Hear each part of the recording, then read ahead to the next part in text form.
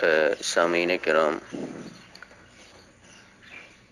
اللہ تعالیٰ کی طرف سے ایک آزمائش ہے اپنی مخلوق کی، جو کہ ایک پریشانی لوگوں کے لیے بنی ہوئی ہے، اور وہ کرونا وائرس کی صورت میں یہ آہستہ آہستہ پھیلتی جا رہی ہے یا پھیلائی جا رہی ہے۔ اللہ عالم اس کے مقاصد کچھ بھی ہوں، لیکن وقتی طور پر ایک پریشانی ضرور ہے، اور اس میں پھر مسلمانوں کے لیے بھی یہ کہ ہر ملک اپنے لوگوں کو اس بیماری سے بچانے کے اقدامات اٹھاتا ہے، اور اس سلسلے میں جو مسلمان ان ایام میں عمرے کی غرض سے مکہ شریف جانا چاہ رہے تھے یا کچھ بالکل تیار تھے، تو ان کے متعلق یہ سوال سامنے آیا کیا وہ کریں، اور خصوصاً جب وہ لوگ وہاں سے واپس پلٹے ہیں، سعودی گورنمنٹ نے ان کو وہاں سے ایئرپورٹ سے ہی واپس چلے جانے کا حکم دیا ہے، تو اس طرح وہ اپنی اس نیت کو عملی جامہ نہیں پہنا سکے۔ تو جن لوگوں نے احرام پہنا تھا ان کے لیے کیا حکم ہے، اور خصوصاً جو جدہ ایئرپورٹ پر اتر چکے تھے وہاں سے واپس آئے ہیں، اور کچھ لوگ جو ہیں وہ اپنے اپنے ابھی ملک میں ہی تھے۔ پہلی بات اس حوالے سے یہ ہے کہ کسی بھی سوال کا جواب جب تک اس کا مکمل علم نہ ہو اس وقت تک نہیں دینا چاہیے۔ محض قیاس آرائی سے شرعی مسئلے کا جواب دینا یہ بہت بڑی غلطی ہے، اور اللہ تعالیٰ کے ہاں جواب دہی بھی ہے، کیونکہ جو شخص کسی بھی شرعی مسئلے میں مکمل علم کے ذریعے جواب دیتا ہے تو وہ اللہ تعالیٰ کے ہاں سرخرو ہوتا ہے، کیونکہ یہ شریعت اللہ تعالیٰ کی ہے، دین اللہ تعالیٰ کا ہے، انسان کا نہیں۔ انسان عمل کے پابند ہیں، حکم اللہ تعالیٰ کا، اللہ کے بندوں پر اللہ کا حکم، اللہ کے حبیب علیہ الصلوۃ نے اس حکم پر عمل کرنے کا طریقہ بتایا ہے۔ لہٰذا کسی بھی شخص کو اس میں محض اپنی رائے سے کوئی بات بتانے کی اجازت نہیں ہے۔ رسول اکرم صلی اللہ علیہ وسلم کو اللہ تعالیٰ خود فرما رہے ہیں 15ویں پارے میں سورۃ الاسراء میں، وَلَا تَقْفُ مَا لَيْسَ لَكَ بِهِ عِلْمٌ إِنَّ السَّمْعَ وَالْبَصَرَ وَالْفُؤَادَ كُلُّ أُولَٰئِكَ كَانَ عَنْهُ مَسْئُولًا۔ تو یعنی جس بات کا آپ کو علم نہیں ہے آپ بالکل اس میں کچھ وضاحت نہ کریں جب تک آپ پہ وحی نہ آ جائے۔ اور آپ علیہ الصلوۃ والسلام کا معمول بھی یہی تھا کہ جب کوئی مسئلہ پوچھا جاتا یا کوئی مشکل بنتی، اگر قرآن کریم میں اس کا پہلے سے حکم موجود ہے تو آپ علیہ الصلوۃ والسلام اسے بیان فرما دیتے، اگر نہیں ہے تو آپ خاموش ہو جاتے۔ اور اس کی جو مثالوں میں سے ایک مثال وہ واقعہ ہے جو کہ پیش آیا، جس کا 28ویں پارے کی پہلی صورت جو کہ سورۃ المجادلہ ہے، اس کی ابتدائی آیات میں ذکر ہے کہ ایک خاتون سے اس کے خاوند نے زہار کر دیا، یعنی اسے اپنی ماں یا بہن کا لفظ کہتے ہوئے اپنے اوپر حرام ٹھہرایا، جبکہ وہ اس کی بیوی تھی اور بچے بھی تھے۔ تو یہ چونکہ پہلی دفعہ یہ مسئلہ پیش آیا تھا تو اس سے پہلے یہ نہیں تھا، لہٰذا نبی علیہ الصلوۃ والسلام بھی خاموش رہے، اور اس عورت نے پھر آخر پریشان ہو کر اللہ تعالیٰ کے سامنے دعا فرمائی، تو اللہ تعالیٰ نے اس کی مشکل آسان کی اور اس مسئلے کا جو شرعی حل تھا وہ نازل فرمایا۔ اچھا، اسی طرح ابو بکر صدیق رضی اللہ تعالیٰ عنہ، عمر فاروق رضی اللہ تعالیٰ عنہ، دیگر صحابہ مسئلہ بیان کرتے ہوئے ڈرتے تھے، چونکہ یہ اللہ تعالیٰ کے ہاں جواب دہی ہے۔ حافظ ابن قیم رحمۃ اللہ علیہ نے کتاب لکھی ہے اعلام الموقعین عن رب العالمین، یعنی مفتیان کرام جب وہ کوئی بات بتاتے ہیں، کوئی مسئلہ دیتے ہیں، تو گویا کہ وہ اللہ تعالیٰ کی نیابت کرتے ہوئے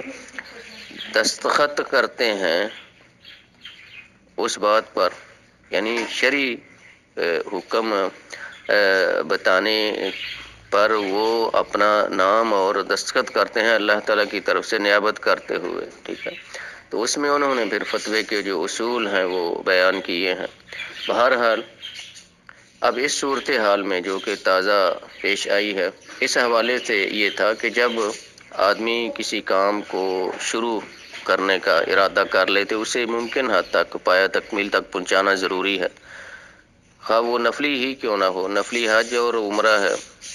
لیکن جب آدمی احرام پہن لے تو اس کو پھر مکمل کرنا ضروری ہے، چونکہ قرآن کریم میں اللہ تعالیٰ نے دوسرے پارے میں فرمایا ہے، رمضان المبارک کے مسائل بیان فرمانے کے بعد مختصر اور جامعیت کے ساتھ وَأَتِمُّ الْحَجَّ وَالْعُمْرَةَ لِلَّهِ کہ تم اے لوگو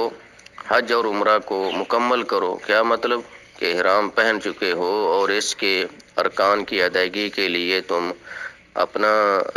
شریعت کے مطابق تیار ہو چکے ہو، تو اب اپنی نیت ختم نہ کرو اور اس کے ارکان کو مکمل کرو۔ یا اگر کسی نے احرام پہن لیا ہے، طواف کیا ہے، صفا مروہ کیا ہے، تو باقی ارکان بھی اسے ادا کرنے چاہیے،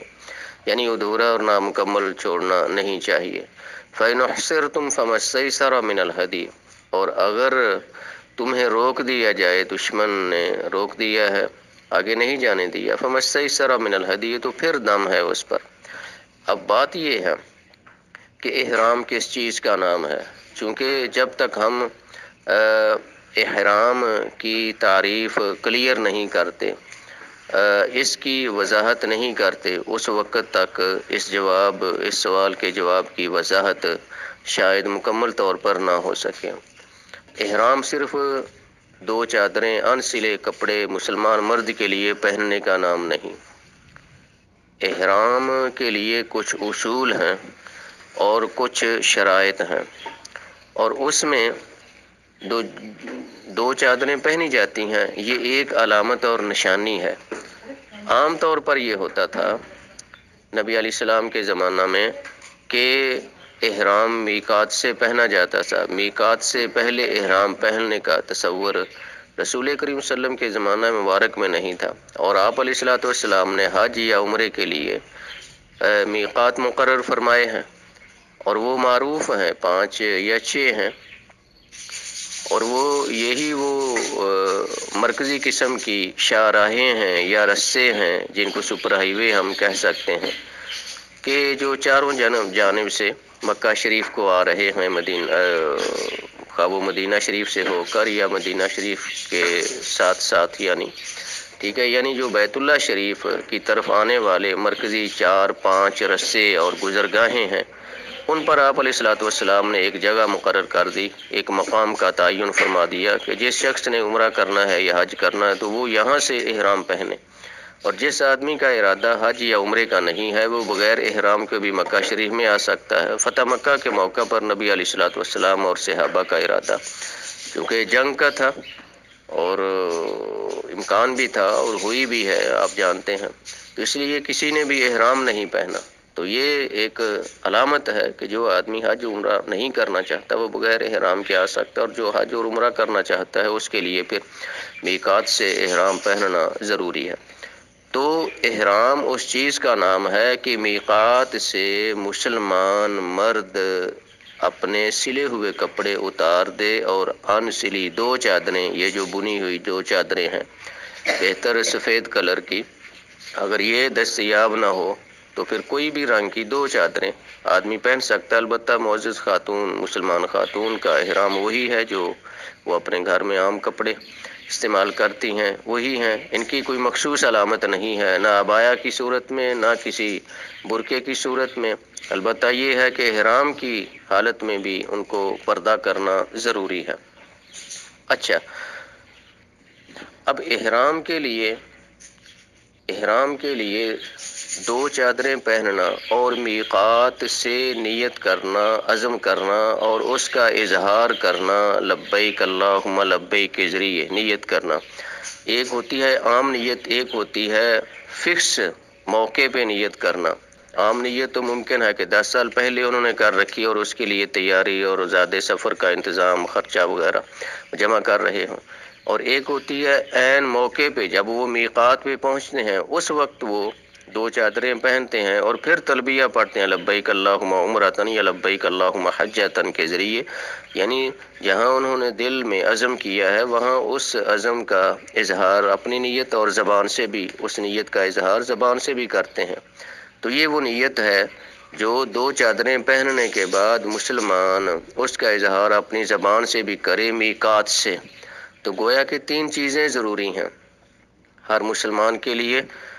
ایک تو دو چادریں پہننا، دوسرا احرام یعنی کہ احرام پہننا مسلمان مرد کے لیے، دوسرا میقات سے نیت کرنا اور اس نیت کا اظہار کرنا ہے زبان کے ساتھ لبیک اللہم عمرتن، اور پھر تلبیہ پڑھنا شروع کرنا ہے۔ تو یہ تین چیزیں ابتدا میں شامل ہیں، یہ ضروری ہے، یہ رکن ہے، یہ احرام اس کو کہتے ہیں۔ احرام کا معنی ہوتا ہے کچھ پابندیاں عائد ہو جاتی ہیں دو چادریں پہننے کے بعد مسلمان مرد پر، اور میقات سے احرام پہننے کے بعد کہ اپنے بال ناخن وغیرہ نہیں کٹوا سکتا، شادی کا پیغام وغیرہ نہیں دے سکتا، اور اسی طرح جو خصوصی تعلق ہے وہ قائم نہیں ہو سکتا، اور شکار وغیرہ خوشبو کا استعمال، یہ اس قسم کی پابندیاں ہیں جو کہ عائد ہوتی ہیں جب تک وہ مسلمان مکہ شریف پہنچ کر ارکان عمرہ یا ارکان حج مکمل طور پر ادا نہ کر لے، اور جب شریعت نے اسے اجازت دی ہو احرام کھولنے کی تو تب وہ احرام کھول سکتا ہے۔ اچھا، اب موجودہ جو صورتحال ہے یہ سارا پس منظر اور اصل مسئلے کی وضاحت میں ایک بنیادی بات تھی، اور اب اصل مسئلہ یہ ہے کہ آیا جو لوگ ہمارے علاقے سے جانے والے ہیں، لاہور سے، کراچی سے، کوئٹہ سے، جہاں سے بھی،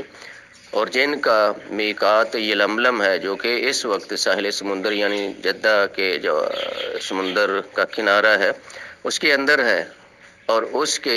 مساوی یعنی کہ برابر میں جب لوگ پہنچتے ہیں خشکی کے رستہ پر تو وہاں پر نیت کی جاتی ہے، یا آفاقی یعنی فضا میں اسے کراس کرتے ہیں یا اس کے برابر پہنچتے ہیں تو وہاں پر وہ نیت کرتے ہیں۔ اور یہ چیز مشاہدے میں اور سننے میں آتی ہے کہ وہ جب وہاں سے گزرنے سے پہلے ہی 10 منٹ 15 منٹ لوگوں کو آگاہ کر دیتے ہیں کہ ہمارے ساتھ جو لوگ حج اور عمرے کی غرض سے سفر کر رہے ہیں اتنے منٹ بعد ہم میقات کو کراس کریں گے، لہٰذا وہ تیاری کر لیں اپنی اور نیت کر لیں، اور جب وہ جہاز گزرتا ہے اس کے اوپر سے وہ بتاتے بھی ہیں کہ اب ہم میقات سے گزر رہے ہیں لہٰذا نیت کر لی جائے، تو اس وقت لوگ پھر نیت کر لیتے ہیں۔ تو نیت عملاً میقات سے ہے۔ یہ دو چادریں پہنتے ہیں خالی اپنے ایئرپورٹ سے احتیاطاً وہ بھی، اور پھر 2 رکعتیں نفل پڑھتے ہیں، یہ ضروری نہیں ہے۔ یہ سادہ کپڑے ہیں، جس طرح کہ آدمی ایک لباس اتارتا ہے دوسرا زیب تن کر لیتا ہے، یہ کپڑے ہیں۔ پہلے اس نے سلے ہوئے پہنے ہوئے تھے اور اب اس نے ان سلے کپڑے پہن لیے ہیں، یعنی مسلمان مرد نے، چونکہ وہ حج کے لیے یا عمرے کے لیے وہاں جا رہا ہے، اور وہ احتیاطاً اس لیے پہنتا ہے کہ حج کے اندر کپڑے تبدیل کرنا کوئی مخصوص جگہ نہیں ہے، اور پھر عام طور پر لوگوں کا یہ تصور بنا ہوا ہے کہ اس کے لیے وضو کرنا ضروری ہے، اور پھر وضو کے بعد 2 رکعتیں پڑھنا وہ بھی احرام میں اس کو ضروری سمجھتے ہیں، حالانکہ یہ ایسا نہیں ہے۔ حج کے لیے یا عمرے کے لیے جب احرام پہننا ہے تو اس کے لیے وضو بہتر ہے، افضل ہے، سنت ہے، اور اگر وضو کے بعد پھر آدمی احرام پہنتا ہے یا تلبیہ پڑھتا ہے وضو کے بعد یعنی کہ حج اور عمرے کی نیت کرتا ہے تو پھر بہتر ہے اس کے لیے کہ وضو کی نیت سے وہ تحیۃ الوضو کی ارادے سے وہ 2 رکعتیں پڑھ لے۔ یہ احرام کا حصہ نہیں ہے، یعنی احرام پہننے کے بعد 2 نفل پڑھنا یہ احرام کا حصہ نہیں ہے، اس کے بغیر بھی احرام ہو جاتا ہے، بلکہ اس وقت نہیں پڑھنا چاہیے تاکہ لوگوں کو پتہ چل جائے کہ اگر نہ بھی پڑھا جائے تو اس میں حرج والی بات نہیں ہے، لوگوں نے اسے احرام کا حصہ بنایا ہوا ہے، تو ان کی اس غلطی کی اصلاح کرنا ضروری ہے۔ اب جن لوگوں نے لاہور سے یا کراچی سے جہاز میں سوار ہونے سے پہلے 2 چادریں پہنی ہیں وہ ان کے سادہ کپڑے ہیں، اور جہاز میں ہی اگر یا ایئرپورٹ پہنچنے پر ان کو پتہ چل جاتا ہے یا جہاز میں سوار ہونے کے بعد ان کو پتہ چلتا ہے اور جہاز ابھی تک اڑا نہیں ہے کہ ہمیں واپسی کا حکم دے دیا گیا ہے، ہم سعودیہ داخل نہیں ہو سکتے، تو ان پر کچھ نہیں ہے، چونکہ ان پر جو عائد پابندیاں ہیں شریعت کی طرف سے وہ میقات سے ہزاروں میل دور ہیں، ابھی تو وہ اپنے ملک میں ہے، سفر کا انہوں نے آغاز کیا ہی نہیں ہے، ٹھیک ہے. اور پھر یہ میقات کا مسئلہ ایسا ہے کہ سفر کا آغاز ہونے کے بعد پھر وہ وہاں پر یعنی جدہ ایئرپورٹ پر اترنے سے پہلے وہ میقات کو کراس کرتے ہیں آدھا گھنٹہ تقریباً یعنی 20-25 منٹ یا آدھا گھنٹہ پہلے. جہاز جب وہاں لینڈنگ شروع کرتا ہے یعنی اترنا فضا سے ایسا نیچے آنا شروع کرتا ہے، اس وقت وہ میقات کو کراس کرتا ہے. اور جو لوگ وایا ریاض جاتے ہیں یا تبوک دمام جاتے ہیں تو وہ ریاض والا جو رستے میں میقات ہے وہ طائف کے قریب ہے، سیر الکبیر. تو وہ جب جہاز فضائی رستے سے اس کو کراس کرتا ہے تو وہ اس وقت نشاندہی کرتے ہیں، تو وہ طائف والے میقات سے اپنا احرام پہنتے ہیں یا نیت کرتے ہیں اس وقت. اور کچھ لوگ جہاز کے اندر بھی 2 چادریں تبدیل کر لیتے ہیں اس وقت. لہٰذا صحیح مسئلہ یہ ہے کہ جن لوگوں نے ابھی احرام صرف 2 چادریں پہنی ہے اور وہ میقات سے پیچھے ہیں، ان پر دم ہرگز نہیں ہے. اگر ان کو واپس جانے کا حکم ملا ہے ان پر دم نہیں ہے.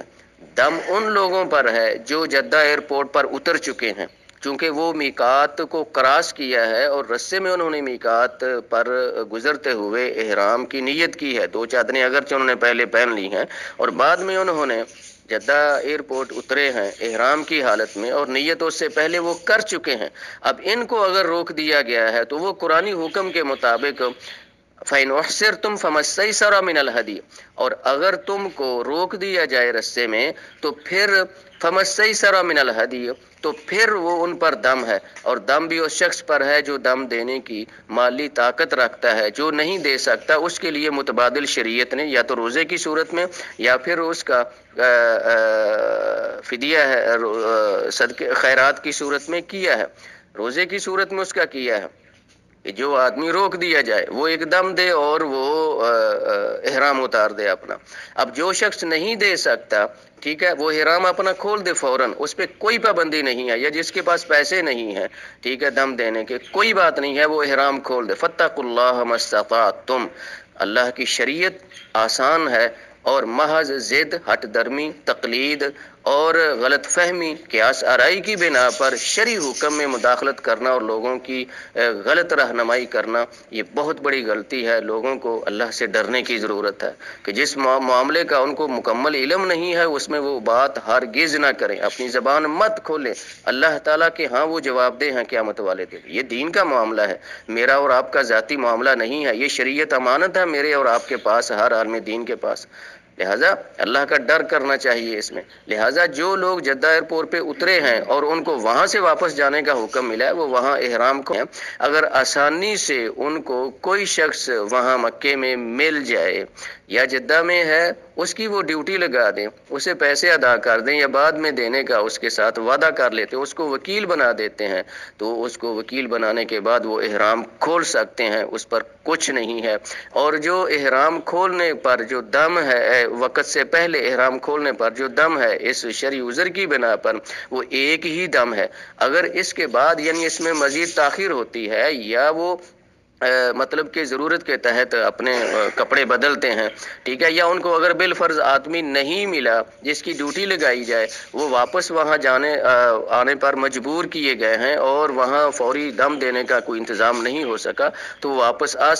سکتے ہیں جب آئندہ ان کو پہلی فرصت میں اس انتظام کی اللہ تعالیٰ ہمت اور توفیق دیں گے، وہ دم دے دیں. یا خود وہاں جانے کا ارادہ رکھتے ہیں حالات معمول پر آنے کے بعد، تو اس وقت وہ خود بھی دے سکتے ہیں، وہ احرام کھل سکتے ہیں. اور یہ ہے کہ نارمل زندگی گزار سکتے ہیں. ناخن بال کٹانا اور جو عائد پابندیاں تھیں ان میں ان کو رخصت مل گئی ہے، وہ جدہ ایئرپورٹ پر ہی احرام کھل سکتے ہیں اور وہ آزاد ہیں، پابندیوں سے آزاد ہو جاتے ہیں. ٹھیک ہے. اب اگر اللہ تعالیٰ نے ان کو ہمت توفیق دی ہے تو فوری ادا کرنا، دم دینا یعنی یہ بہتر ہے. اور ایک ہی دم ہے، بار بار ایک شخص بار بار غلطی کرتا ہے تو جتنے دم اس پہ ڈالیں گے وہ تو بیچارہ دموں کے بوجھ کے نیچے دب جائے گا. اللہ کا خوف کرنا چاہیے، اللہ کا خوف کرنا چاہیے. ٹھیک ہے. جہالت ہے، جہالت انسان کی دشمن ہے، لہذا لا علمی کی بنا پر کوئی مسئلہ نہیں بتانا چاہیے. ایک ہی دم ہے اس پر، بار بار اس پہ دم نہیں ہے. اگر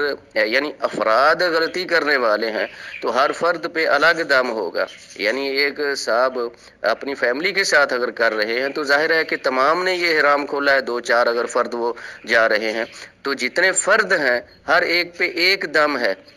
ہر ایک پہ ایک دم ہے، یعنی ایسا نہیں ہے کہ فیملی کا سربراہ اور اپنی فیملی کے ساتھ وہ جا رہا ہے تو وہ چونکہ سربراہ اس لیے وہ اکیلا ہی دے، اور باقی جو افراد اس کے ساتھ اس سفر میں عمرے کے لیے موجود تھے ان کی طرف سے وہ دم نہ دے، نہیں، ان کو بھی دینا چاہیے فوری طور پر اگر اس کا انتظام ہو سکے تو بہت اچھا، وگرنہ آئندہ مستقبل میں جب بھی پہلی فرصت میں ایسا ہو تو اس وقت ہو سکتا ہے اسے اس کے لیے وہاں پر کسی کی ڈیوٹی لگائی جا سکتی ہے، کسی کو وکیل مقرر کیا جا سکتا ہے، اب یا بدیر، اب فوراً بھی اور بعد میں بھی اس کا انتظام کیا جا سکتا ہے۔